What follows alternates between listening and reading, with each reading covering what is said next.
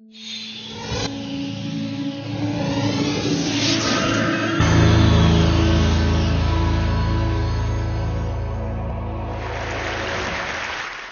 all the legitimate concerns about AIDS and avian flu, and we'll hear about that from the brilliant Dr. Brilliant later today, I want to talk about the other pandemic, which is cardiovascular disease, diabetes, hypertension, all of which are completely preventable for at least 95% of people just by changing diet and lifestyle. And what's happening is that there's a globalization of illness occurring. The people are starting to eat like us and live like us and die like us. And in one generation, for example, Asia's gone from having one of the lowest rates of heart disease and obesity and diabetes to one of the highest. And in Africa, cardiovascular disease equals the HIV and AIDS deaths in most countries. So there's a critical window of opportunity we have to make an important difference that can affect the lives of literally millions of people and practice preventive medicine on a global scale. Heart and blood vessel diseases still kill more people, not only in this country, but also worldwide than everything else combined, and yet it's completely preventable for almost everybody.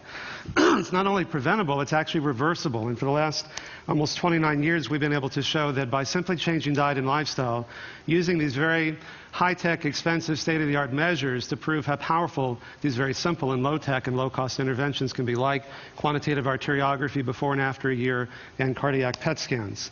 We showed a few months ago, we published the first study showing that you can actually stop or reverse the progression of prostate cancer by making changes in diet and lifestyle. And 70% regression in the tumor growth or inhibition of the tumor growth compared to only 9% in the control group. And in the MRI and the MR spectroscopy here, the prostate tumor activity is shown in red. You can see it diminishing after a year. Now, there is an epidemic of obesity, 2/3 of adults and 15% of kids. What's really concerning to me is that diabetes has increased 70% in the past 10 years, and this may be the first generation in which our kids live a shorter lifespan than we do. That's pitiful, and it's preventable. Now, these are not election returns. These are the people, the number of people who are obese by state beginning in 85, 86, 87. These are from the CDC website, 88, 89, 90, 91. You get a new category, 92, 93. 94, 95, 96, 97, 98, 99, 2000, 2001. It gets worse. We're kind of devolving. Now, what can we do about this? Well, you know, the diet that we found that can reverse heart disease and cancer is an Asian diet, but the people in Asia are starting to eat like we are, which is why they're starting to get sick like we are. So I've been working with a lot of the big food companies. They can make it fun and sexy and hip and crunchy and convenient to eat healthier foods. Like I chair the advisory boards of McDonald's and PepsiCo and ConAgra and Safeway and soon Del Monte, and they're finding that it's good business. The salads that you see at McDonald's came from their work.